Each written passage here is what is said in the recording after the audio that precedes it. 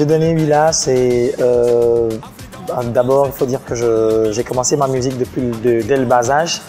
Depuis tout petit, je chantais déjà. Donc, j'ai dirigé ma toute première chorale quand j'avais 12 ans. Et c'était une chorale des non-voyants au centre des aveugles de Palimé.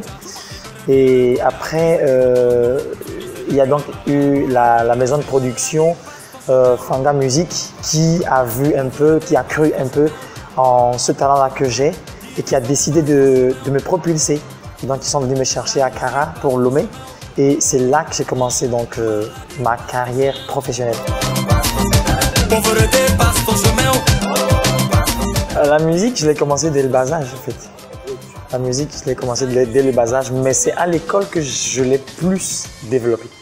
Dans la chorale scolaire, parce que déjà faut dire déjà à 10 ans, voilà, j'ai dirigé la petite chorale des enfants et à 12 ans, celle des adolescents. Je touche un peu à certains instruments comme la batterie, le piano, un peu la guitare, l'harmonica, la flûte, l'accordéon.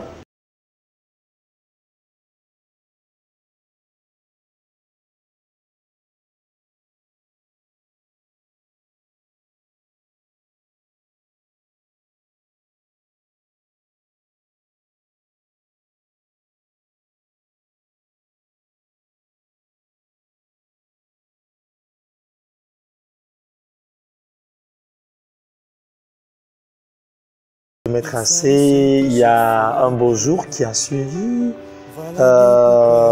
et Sounéné qui est venu après, puis Passe ton chemin, et bon, en 2020, janvier 2020, il y a l'album qui est tombé.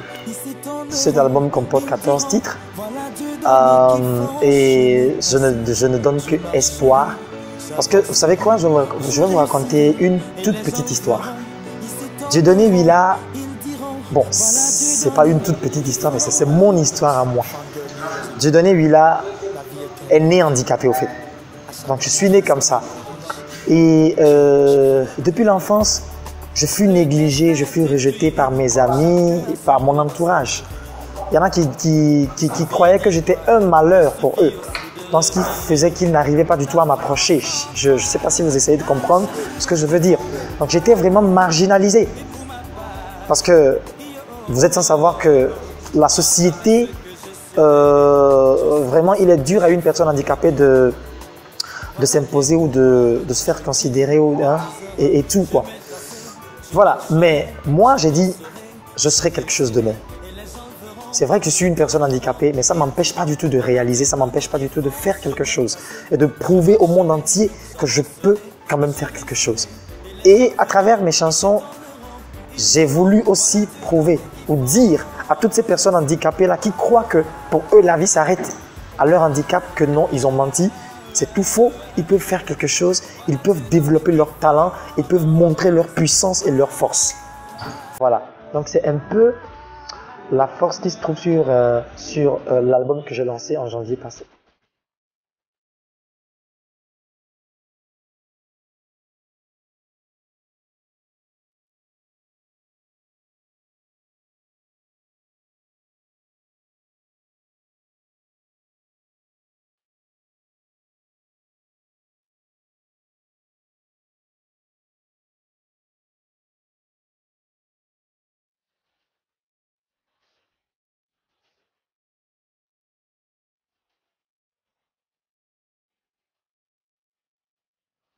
Je peux avoir un bilan positif. Grâce à Dieu, le public a accueilli l'album en très bonnes conditions.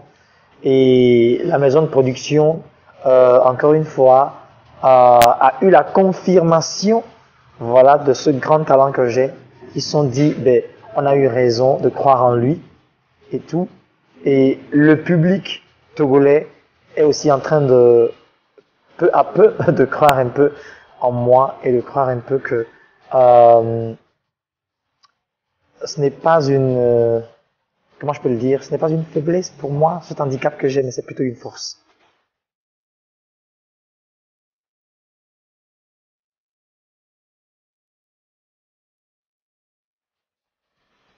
vraiment, vraiment, vraiment, il y a une personne qui aujourd'hui n'est plus de ce monde, à qui je rends vraiment hommage, Omar Sy.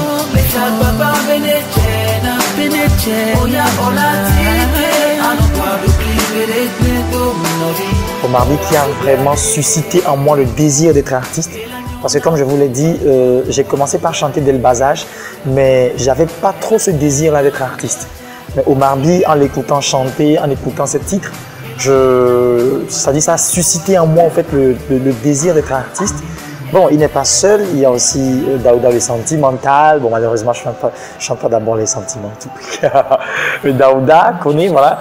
Puis Henri Dikongé, Angélique Kidjo, voilà, Lokwa Kanza et autres.